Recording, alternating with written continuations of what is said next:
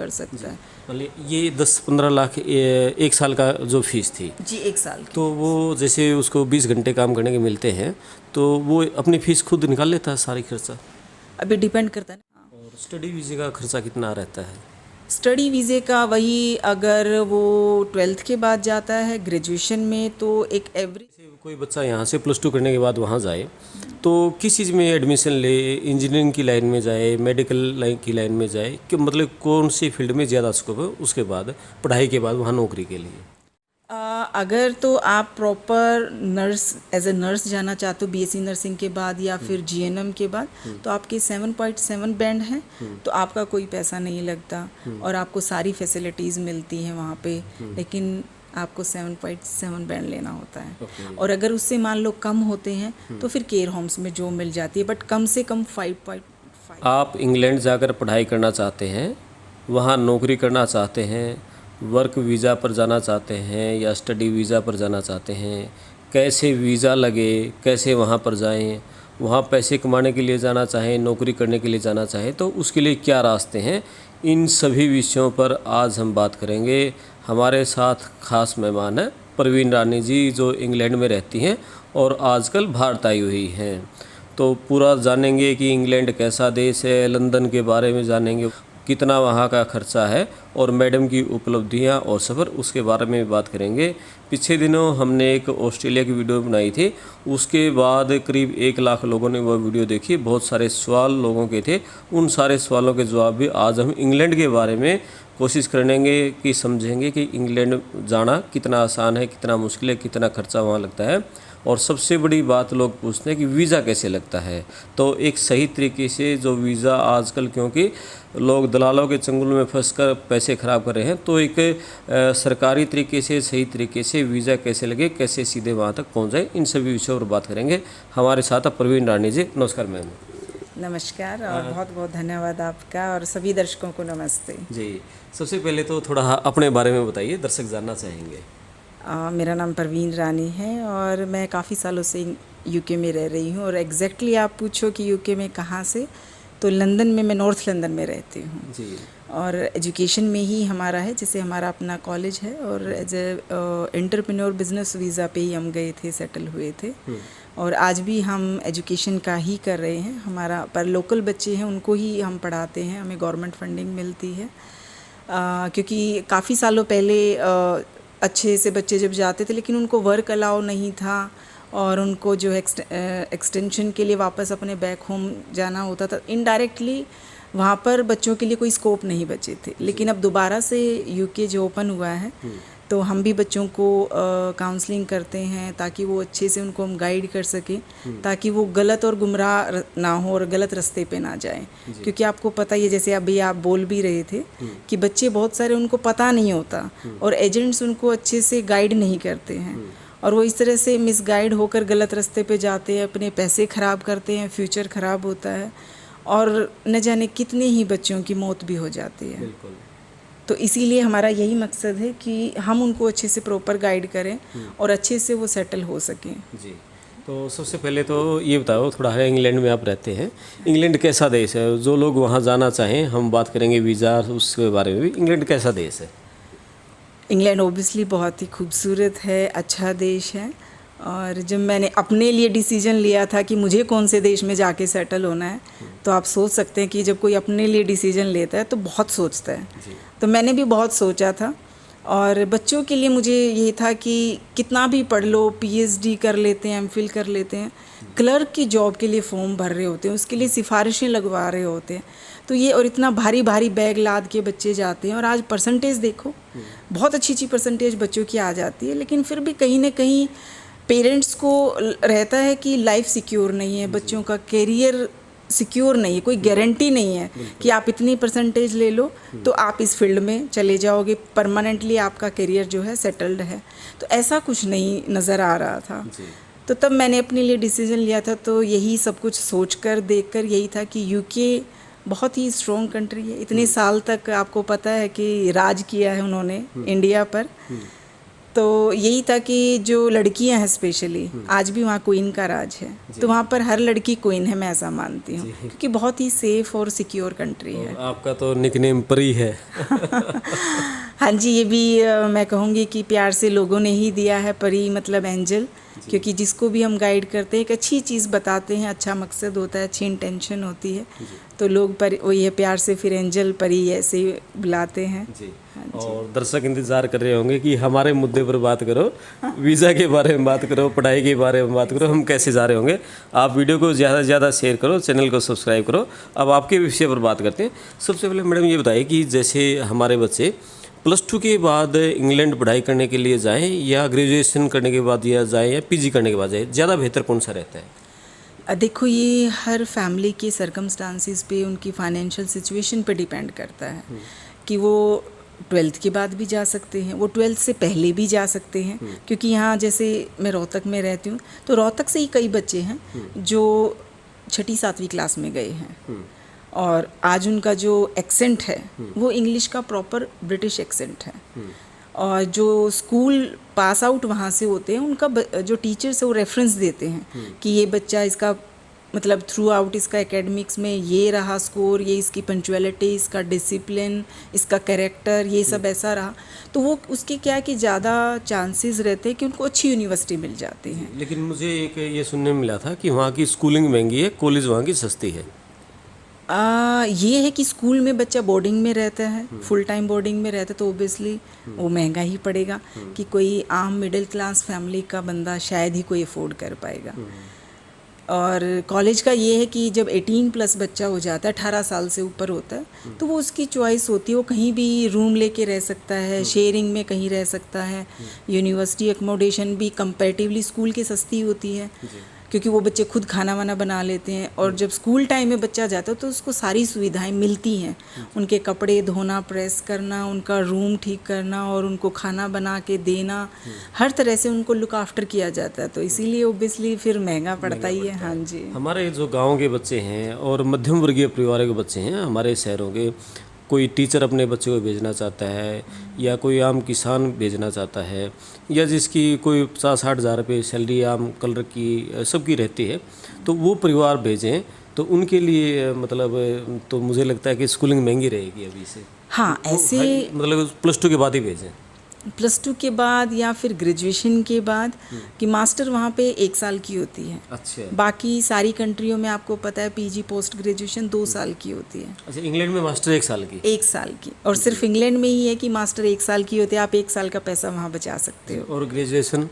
Graduation obviously कि हर साल 3 साल की होती है, तो हर साल आपको वही 15 से 18 लाख तक मिनिमम इतना तो पे करना ही रहता है जी। जो एक एवरेज यूनिवर्सिटी है। तो जैसे कोई बच्चा यहाँ से +2 करने के बाद वहाँ जाए तो किस चीज़ में एडमिशन ले, इंजीनियरिंग की लाइन में जाए, मेडिकल लाइन की लाइन में जाए, कि मतलब कौन सी फील्ड में ज़्यादा स्कोप है उसके बाद, पढ़ाई के बाद वहाँ नौकरी के लिए? देखो, अच्छा स्कोप तो टीचिंग लाइन में है, अच्छा, आईटी में है, और किसी भी मेडिकल फील्ड में, केयर जैसे होम केयर होते हैं वहाँ पे, और एनएचएस में चला जाए सीधा, जैसे बीएससी नर्सिंग हो गई, जीएनएम हो गई, और ये जितनी भी स्टाफ नर्स हो गई मेडिकल साइड के, उनके लिए बहुत अच्छे स्कोप हैं, उनको सारी फैसिलिटीज़ मिलती है। और 5 साल तक जब कोई भी वर्क वीज़ा पे होता है, चाहे वो आईटी प्रोफेशनल्स हो, क्योंकि आईटी में भी बहुत अच्छे स्कोप हैं, और टीचिंग में और नर्सिंग में, ये 3 फील्ड तो ऐसी हैं कि इनमें बहुत अच्छे स्कोप हमेशा ही रहते हैं, तो हमेशा वैकेंसी रहती तो है। जो नर्सिंग में जाना चाहे तो +2 के बाद जाए? नहीं, बीएससी नर्सिंग कर रखी हो उसने, और या फिर जीएनएम कर रखा हो, या फिर एएनएम कर रखा हो, नर्सिंग करना चाहिए तो हाँ, तो उसके लिए भी स्कोप है। पर अगेन फिर वही है कि वहाँ पे जो एक्सपेंस होगा, खर्चा होगा, वो थोड़ा यहाँ के मुकाबले शायद ज़्यादा ही होगा। ओके। और मेन चीज़ है कि इंग्लिश अच्छी होनी चाहिए, इंग्लिश अच्छी होनी क्योंकि आप एक ऐसी कंट्री में जाने की सोच रहे हो, वहाँ पे अपना करियर बनाने की सोच रहे हो जहाँ हिंदी नहीं आती है। अब आप सोचो, आप किसी का ट्रीटमेंट कर रहे हो, आप कम्युनिकेट कैसे करोगे, आपको लैंग्वेज ही नहीं आती है, एक लैंग्वेज बैरियर बन जाएगा। तो इसलिए इंग्लिश अच्छी होनी चाहिए कि तो आप बोल सको। उसके आईलेट्स का एग्ज़ाम क्लियर करना? अगर तो आप proper nurse as a nurse जाना चाहते हो बीएससी नर्सिंग के बाद या फिर जीएनएम के बाद, तो आपके 7.7 बैंड है, तो आपका कोई पैसा नहीं लगता और आपको सारी फैसिलिटीज़ मिलती हैं वहाँ पे, लेकिन आपको 7.7 बैंड लेना होता है। और अगर उससे मान लो कम होते हैं तो फिर केयर होम्स में जो मिल जाती है, बट कम से कम 5.5 फिर भी होने चाहिए। अच्छा, हाँ जी। तो 7.7 वालों को मतलब वहाँ पैसा नहीं लगेगा? नहीं, उनका कोई पैसा नहीं लगता, उनको गवर्नमेंट 5.5 वालों का कितना लगेगा? उनका फिर डिपेंड करता है कि कौन सा एम्प्लॉयर कितना, मतलब क्योंकि उनका भी एक्सपेंस आता है कि वो कोर्स इशू करते हैं, एडमिनिस्ट्रेटिव कॉस्ट होती है, फिर उनका सॉलिसिटर जो एप्लीकेशन फिल करता है, वीज़ा फीस होती है, वो सारी चीज़ें उनका मिला के फिर हर एम्प्लॉयर के ऊपर डिपेंड करता है कि उनका कितना एक्सपेंस आ रहा है। क्योंकि आपको पता है वकील महंगे भी हैं, सस्ते भी हैं, काम करने वाले आपको थोड़े पैसों में भी मिलते हैं, ज़्यादा में भी मिलते हैं, वो एक्सपीरियंस फिर उस पर डिपेंड करता है। तो अपने यहाँ तो अभी हम देखते हैं कि बहुत लड़कियाँ नर्सिंग कर रही हैं, नर्सिंग का कोर्स कर रही हैं, तो वो नर्सिंग का कोर्स करते करते किस तरह से तैयारी करें, उनके लिए बताओ थोड़ा। मैं ये चाहूँगी कि उनमें कहीं ना कहीं एक्स्ट्रा उनको या तो एक मॉड्यूल ऐसा रखें या एक्स्ट्रा एक टाइम ऐसा रखें जिसमें उनकी इंग्लिश की तैयारी कराएं। जी। एटलीस्ट स्पीकिंग और लिसनिंग अच्छा होना चाहिए कि जो कोई बात कर रहा है वो उसको समझ पाए, लिसनिंग अच्छी हो और वो बोल के बता सके, कम्युनिकेट्स कर सके, उसकी स्पीकिंग अच्छी होनी चाहिए। जी। और अब ये बताइए कि जैसे बच्चे सुन रहे होंगे कि स्टडी वीज़ा पे जाना चाहे, +2 के बाद जाए या ग्रेजुएशन के बाद जाए, उसका प्रोसेस कहाँ से शुरू हो रही है? क्योंकि आपने भी कहा कि एजेंट्स के चक्कर में फंस जाते हैं, तो एक सही तरीका क्या है स्टडी वीज़ा का शुरू करने का प्रोसेस? देखो, जो बच्चे समझदार हैं, अच्छे पढ़े लिखे हैं, यूकास के थ्रू यूनिवर्सिटी अप्लाई कर सकते हैं, डायरेक्ट अपने आप भी कर सकते हैं। जिस भी यूनिवर्सिटी में उनको प्रेफरेंस चाहिए वो कोई भी 3-4 यूनिवर्सिटी भरें। उनमें डिपेंड करता है कि उनकी परसेंटेज कितनी है, उनका आइल्स का स्कोर कितना है, तो उनको सीधे भी ऑफ़र लेटर मिल जाते हैं। एक ये तरीका होता है, अगर उनको पता है तो ठीक है, नहीं तो हम बैठे हैं यहाँ पर, अपना ऑफिस है तो हम गाइड करते हैं प्रॉपर कि किस तरह से उनको अप्लाई करना है, कितने उनके बैंड होने चाहिए, अगर वो ग्रेजुएशन के बाद जाते हैं तो उनको कितना स्कोर होना चाहिए, अगर वो 12th के बाद जाते हैं तो उनका क्या स्कोर होना चाहिए, और जो स्कूल टाइम में जाते हैं उनको किसी इंग्लिश टेस्ट की ज़रूरत नहीं होती उनका, लेकिन जो स्कूल वाले होते हैं वो इंटरव्यू लेते हैं, स्काइप इंटरव्यू, ये चेक करने के लिए कि एटलीस्ट बच्चा स्कूल में बैठेगा, क्लास में बैठेगा तो वो टीचर की बात समझ पाएगा या नहीं समझ पाएगा, उसकी इंग्लिश कैसी है। बस इतना ही, उसको आइल्स नहीं करना होता। हाँ, जो 18+ होते हैं यानी 18 साल के बाद जो जाते हैं उनको इंग्लिश की तैयारी करनी होती है। कुछ यूरोप में ऐसे कॉलेजेस हैं जिनको इंग्लिश का आइल्स का टेस्ट इतना रिक्वायर नहीं होता, लेकिन फिर भी वो इंटरव्यू लेते हैं जी, है ना, अपने लेवल पे वो चेक कर लेते हैं कि बच्चे की इंग्लिश कैसी है। ऐसा भी कुछ है कि 10वीं में भाई 80% से ज़्यादा मार्क्स हो और +2 में भी अच्छे मार्क्स हो तो उसका भी सिर्फ इंग्लिश में अगर उसके 80% से अबव हो तो फिर उसका एग्जाम्प्ट हो जाता है इंग्लिश का टेस्ट आइल्स का।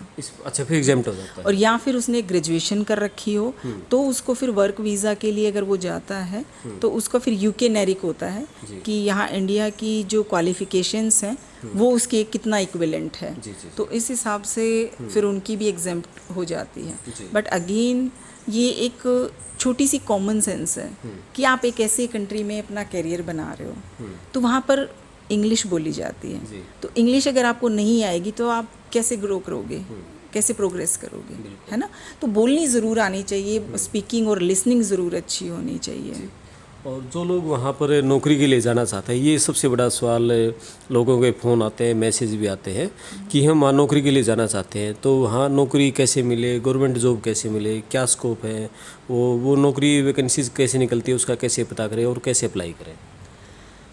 अगेन मैं यही कहूँगी कि जो बच्चे इवन जो स्टूडेंट्स वीज़ा पे भी जाते हैं उनको 20 आवर लीगली अलाउ होता है कि वो पढ़ाई के साथ साथ 20 आवर्स काम करेंगे। ये 24 घंटे में से? हाँ, 20 घंटे नहीं, हफ्ते में 20 घंटे, हफ्ते में 20 हाँ, 20 आवर्स वो उनको अलाउ होता है कि वो काम करें, क्योंकि 3 दिन तो यूनिवर्सिटी ही जाएंगे, 2 दिन 3 दिन डिपेंड ऑन देयर कोर्स, तो उसके बाद फिर उनको अलाउ होता है। और जब उनका कोर्स कंप्लीट हो जाता है तो उनको फिर PSW मिलता है, पोस्ट स्टडी वर्क, 2 साल का, और उसके बाद फिर वर्क वीज़ा पे वो स्विच कर सकते हैं। वो डिपेंड करता है कि वो सीधा PSW पे जाएं या सीधा वर्क वीज़ा पे जाएं। एम्प्लॉयर को भी अच्छे एम्प्लॉई की ज़रूरत होती है, अगर काम करने वाला मेहनती है, अच्छा इंग्लिश बोल लेता है तो वहाँ पे उनकी डिमांड होती है हर किसी को। आपको पता है ब्रेग्जिट के बाद यूरोप अब अलग हो गया है, तो यूके में डिमांड ही डिमांड है। बस ये कि बंदा काम करने वाला हो, अच्छी इंग्लिश बोलने वाला हो और मेहनती हो। जी, ये तो आपने बताया उनके लिए जो स्टडी वीज़ा पर गए हुए हैं और फिर बाद में स्विच करें वर्क वीज़ा पर। जो सीधा यहाँ से काम वर्क वीज़ा के लिए जाना चाहें उनके लिए क्या है, वो कैसे मतलब जाएं? वो भी अप्लाई करते हैं। जैसे जॉब्स आप ऑनलाइन आजकल स्मार्टफोन सबके हाथ में होते हैं, चलते फिरते भी लोग यूज़ करते हैं, तो वो देख सकते हैं ऑनलाइन भी ये चीज़ें वैकेंसीज़ होती हैं। नहीं तो फिर हम उनको गाइड कर देते हैं, हेल्प कर देते हैं कि भाई किस तरह से आप अप्लाई कर सकते हो, कौन सी फील्ड की वैकेंसीज़ निकली हैं। जैसे हमारे पास भी एम्प्लॉयर कांटेक्ट करते हैं, क्योंकि मैं जैसे ब्रिटिश काउंसिल की सर्टिफाइड काउंसलर भी हूँ, तो मैं भी गाइड करती हूँ बच्चों को। और जॉब का ऐसा है कि सर्टेन, जैसे आप बात करें कि आईटी की, अब किसी भी बंदे की क्वालिफ़िकेशंस हैं आईटी में, आईटी प्रोफेशनल से किसी ने की हुई है क्वालिफ़िकेशन, उसको एक्सपीरियंस है, कम से कम 2-3 साल का एक्सपीरियंस होना चाहिए बंदे को। वेब डिज़ाइनिंग में हो गया, मार्केटिंग में, डिजिटल मार्केटिंग हो गया, टेस्टिंग में हो गया, तो ये डिफरेंट इनके एरिया हैं। कोई भी किसी भी चीज़ में उसकी एक्सपर्टीज़ है तो वो उसमें फील्ड में चला जाता है अपने। उसकी आईटी का अच्छा स्कोप है जी। हाँ। और स्टडी वीज़े का खर्चा कितना रहता है? स्टडी वीज़े का वही, अगर वो 12th के बाद जाता है ग्रेजुएशन में, तो एक एवरेज यूनिवर्सिटी भी आप मान के चलो कि अगर बच्चे के अच्छे आइल्स में स्कोर आ जाता है तो यूनिवर्सिटी उनको स्कॉलरशिप दे देती है, कम से कम ये लगा लो 2-3 लाख तक की भी स्कॉलरशिप दे देती है। और अगर बच्चे की स्कोर कम है, अगर थोड़ी इंग्लिश कम है, तो फिर उनको एक्स्ट्रा क्लासेस भी देते हैं। वो चार्ज भी नहीं करते हैं अलग से। वो उनको 5-6 महीने के, कुछ वीक के, वो depend on their English score, वो उनको एक्स्ट्रा कोचिंग देते हैं ताकि वो पिकअप कर सकें। और उसके बाद फिर उनकी मेन जो है कोर्स स्टार्ट हो जाता है। 12th के बाद वो जाते हैं तो एवरेज यूनिवर्सिटी में कहूँगी 10 से 15 लाख का खर्चा उनका 1 साल का होता है। चाहे वो मेडिकल में हो या आईटी में एडमिशन किस चीज़ में मिले। हाँ, एक एवरेज, एक आइडिया, मैं रफली आइडिया आपको बता रही हूँ। अब आप जाएं कि एक तो यूनिवर्सिटी है जिसका बहुत बड़ा नाम है, मान लो लंदन स्कूल ऑफ इकोनॉमिक्स हो गया, या फिर कैम्ब्रिज यूनिवर्सिटी हो गया, ऑक्सफोर्ड यूनिवर्सिटी हो गया, क्वीन मैरी यूनिवर्सिटी हो गया, किंग्स कॉलेज हो गया।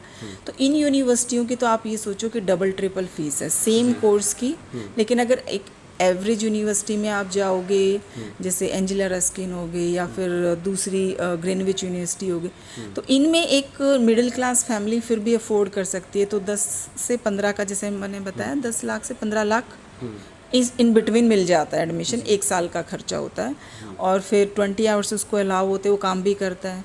और टर्म हॉलीडेज़ जब होती है यूनिवर्सिटी में तो उसको फुल टाइम वर्क अलाउ होता है, तो फुल टाइम वो बंदा काम कर सकता है। मतलब ये 10-15 लाख 1 साल का जो फीस थी जी, 1 साल की। तो वो जैसे उसको 20 घंटे काम करने के मिलते हैं तो वो अपनी फ़ीस खुद निकाल लेता है सारी खर्चा। अभी डिपेंड करता है ना कि कौन सा बच्चा कितना मेहनती है। कि कोई बच्चा यूनिवर्सिटी में पढ़ रहा है, कुछ बच्चे ऐसे होते हैं कि पढ़ने के दौरान ही वो उनके लिए इनफ होता है, वो उसी दौरान उसी दिन अपना बैठ के रिसर्च वर्क भी कर लेते हैं, क्योंकि मोस्टली वहाँ पे रिसर्च बेस्ड एजुकेशन होती है। आपको असाइनमेंट बना के सबमिट करानी होती है, और वो असाइनमेंट जो टॉपिक दे दिया जाता है आपको रिसर्च करना होता है, अपने वर्ड्स में लिखना होता है, असाइनमेंट्स बना के सबमिट करानी होती है, एग्ज़ाम से नहीं देना होता। एक तो वो डर नहीं होता। तो वो आपके ऊपर है कि जिस दिन जो पढ़ा, जो वर्क मिला, उसी दिन आपने निपटा लिया तो अच्छी बात है। तो आपको जो घंटे मिले आप उनमें अपना जम के काम कर सकते हो। और जब टर्म हॉलीडेज़ होती है यूनिवर्सिटी में तो फुल टाइम वर्क अलाउ होता है, तो आप फुल टाइम वर्क करो। पर अगर आपका वो यूनिवर्सिटी का वर्क अगर पेंडिंग चल रहा है तो फिर क्या होगा, एंड ऑफ द डे आपको स्ट्रेस होगा। और आप जो छुट्टियां मिलेंगी काम करने के लिए जिनमें आप फुल टाइम काम कर सकते हो, उसमें आप अपनी असाइनमेंट्स बना रहे होगे, है ना। तो जो समझदार बच्चे यहाँ वो साथ साथ जो अपना काम निपटा लेते हैं, उनको तो ओबियसली वो कर ही लेते हैं इतना। नहीं तो उनको क्या है कि जो स्टूडेंट्स वीज़ा पे जाते हैं ना, उनको मेंटेनेंस लेके जाना होता है, मेंटेनेंस उनको शो भी करना होता है कि वो मतलब महीने के हिसाब से 9 मंथ्स का, हर महीने के हिसाब से ये लगा लो कि 1000 समथिंग पाउंड उनको दिखाना होता है। अब इंडिया के हिसाब से अगर मैं लाख में बताऊं तो उनको आप लगा लो, अगर वो लंदन में किसी यूनिवर्सिटी में अप्लाई करते हैं तो उनको 12.5 लाख के आसपास उनको दिखाना होता है उनके अकाउंट में कि हमारे पास 1 साल जो हम पढ़ने जा रहे हैं, हमारे पास ये मेंटेनेंस है, हम अपना सर्वाइव कर सकते हैं, खाने पीने का, रहने का हमारे पास खर्चा है हमारे बैंक में। तो स्टडी वीज़ा का खर्चा कितना था, ये बात कर रहे थे? हाँ, ये स्टडी वीज़ा का मैंने ये कहा कि 1 साल की 10 से 15 लाख की फीस मान के चलो, चाहे आप मास्टर कर रहे हो चाहे ग्रेजुएशन कर रहे हो। ग्रेजुएशन है तो आप ओबियसली 3 साल तक भरोगे और मास्टर है तो 1 साल का। मास्टर तो 1 साल जी। तो बहुत सारे जैसे बच्चे ये पूछते हैं कि जैसे आपने जो यूनिवर्सिटी के नाम बताए, लंदन स्कूल ऑफ इकोनॉमिक्स, उन सस्ते थोड़े शहरों के नाम बताओ जहाँ बच्चे इजीली जा सकें और कम खर्चे में पढ़ाई कर सकें। कौन से शहरों की यूनिवर्सिटीज़ को मतलब प्रेफर करें? देखो, जैसे कुछ बच्चों का सपना ही ये होता है कि हमें तो लंदन में जाना है जी। तो लंदन में थोड़ा सा आप ये लगा लो, कैपिटल है तो खर्चे भी ज़्यादा हैं पर अपॉर्चुनिटीज़ भी ज़्यादा हैं। जैसे आप यहाँ लगा लीजिए, बहुत सारे लोग दिल्ली चले जाते हैं। क्यों जाते हैं? क्योंकि वहाँ पे जॉब के स्कोप ज़्यादा रहते हैं। तो सेम इसी तरह से ये है कि लंदन एक कैपिटल हो गया, लोग सोचते हैं वहीं रहेंगे, अपॉर्चुनिटीज़ ज़्यादा मिलेंगी, लाइफ जो है थोड़ा ज़्यादा रौनक भरी भागम भाग वाली होती है। और अगर लंदन से थोड़ा सा बाहर जाते हो तो आपको यूनिवर्सिटी भी सस्ती थोड़ी मिलती है, मेंटेनेंस भी कम दिखाना होता है। अब जैसे वहाँ पे 12.5 दिखाने होते तो वहाँ पे 10 साढ़े 10 में भी काम चल जाता है, जो मेंटेनेंस होता है आपका। और बाकी स्कोप में कोई ज़्यादा इतना फ़र्क नहीं है कि वहाँ पे आपको जॉब कम मिलेगी या कुछ ऐसा है। बस ये है कि लाइफ थोड़ी पीसफुली होएगी, शांत होगी, वहाँ पर इतनी भागम भाग वाली लाइफ नहीं होगी अगर लंदन से थोड़ा आउटर में जाएंगे तो। जी जी जी, ठीक है। तो ये और बताओ मैडम, जैसे कि वहाँ पढ़ाई तो हमने बात कर ली कि महंगी है, 10 से 15 लाख के बीच में इतनी है, और बैचलर के लिए क्या स्कोप है वहाँ सोशल वर्क के लिए? सोशल वर्क हर चीज़ पे होता है, वो डिपेंड करता है कि आपका एरिया क्या है। अब जैसे मैं वहाँ पे सोशल वर्क करती हूँ कि वहाँ के जो बोर्न ब्रॉट अप बच्चे हैं जिनको हिंदी नहीं आती है, कई पीढ़ियाँ वहाँ पर रह रहे हैं और पेरेंट्स को भी हिंदी नहीं आती, जैसे साउथ इंडियन हो गए या फिर केनिया में बहुत पहले जाके पेरेंट्स बस गए थे या फिर दूसरे कंट्रीज़ में बस गए थे, उनको हिंदी नहीं आती पेरेंट्स, लेकिन उनको शौक़ है क्योंकि वो फिल्में देख के या फिर गाने सुनते हैं, उनको देख के कहीं ना कहीं उनको ये है कि हम भी सीखना चाहते हैं। तो ऐसे लोग जो दूर देशों में बसे हुए हैं, हम उनको ऑनलाइन और ऑफलाइन दोनों ही तरह से सिखाते हैं। हिंदी सिखाते हैं और कल्चर के बारे में बताते हैं, क्योंकि अपने जितने भी कल्चर हैं उनके पीछे एक हिडन मैसेज होता है कि हम दिवाली क्यों सेलिब्रेट करते हैं, उसके पीछे एक कहानी है कि बुराई पे अच्छाई की जीत है ना। और जैसे होली हो गया, भाईचारे का संदेश देती है। तो इस तरह से हम बच्चों को अपने कल्चर के साथ जोड़ने की कोशिश करते हैं, भाषा के साथ साथ। तो इसलिए हमारा 2 चैनल भी हैं, एक बच्चों के लिए है हिंदी शिक्षा परिषद यूके, जो बच्चे ऑनलाइन हिंदी सीखना चाहते हैं या वीडियो के माध्यम से सीखना चाहते हैं, तो उसमें छोटी छोटी वो डाली हुई है वीडियो कि घर बैठे भी वो हिंदी कैसे सीख सकते हैं। और जैसे मैं खुद बनाती हूँ मोटिवेशनल स्टोरीज़, परी लंदन के नाम से मेरा चैनल, उसमें छोटी छोटी 2-3 मिनट की स्टोरी होती हैं और एक अच्छा मैसेज देने की कोशिश करती हूँ मैं उसमें कि हम किस तरह से समाज से जुड़े रह सकते हैं, किस तरह से हम भगवान और भक्ति में और अपने कल्चर में अपने रूट्स के साथ कैसे जुड़े रहें, और हमें हमेशा आगे बढ़ने की प्रेरणा लेते रहना चाहिए, कभी भी हार नहीं माननी चाहिए। ये इस तरह की मेरी छोटी छोटी स्टोरियाँ होती हैं। तो मेरा होता है सोशल वर्क ये वाला, और इन्वायरमेंट पे जैसे मैं काम करती हूँ। सोशल वर्क जैसे कि वहाँ जाके पैसा कमा सके लोग?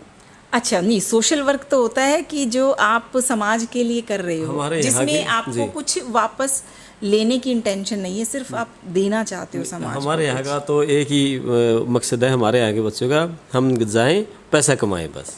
तो फिर देखो, मैं इतना कह सकती हूँ कि जब आप बिना किसी लेने के भाव से, बिना किसी स्वार्थ से कोई काम शुरू करते हो तो ऑटोमेटिकली आपको मिलता भी बहुत कुछ है।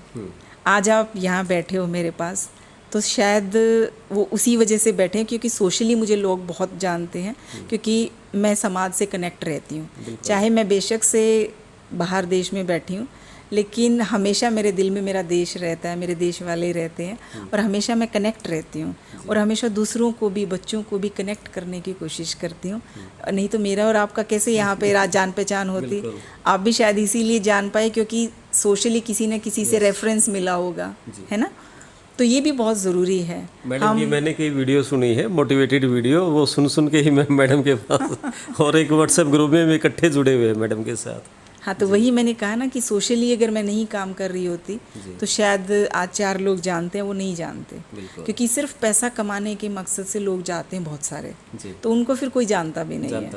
चलो अगला सवाल आते हैं मैडम कि बहुत सारे लोग ये कहते हैं कि हम बिना आईलेट्स कैसे जाएं काम पे और वहाँ काम मिल जाए, नौकरी मिल जाए, पैसा कमा सके बिना आईलेट, क्या ऐसा है, कोई रास्ता है? बाकी वीडियो आप पार्ट 2 में देखिए, जिसका लिंक डिस्क्रिप्शन में भी दिया गया है, और विदेशों से संबंधित अन्य काफ़ी वीडियो हैं, मोटिवेशनल वीडियो, उनके लिंक भी डिस्क्रिप्शन में दिए गए हैं।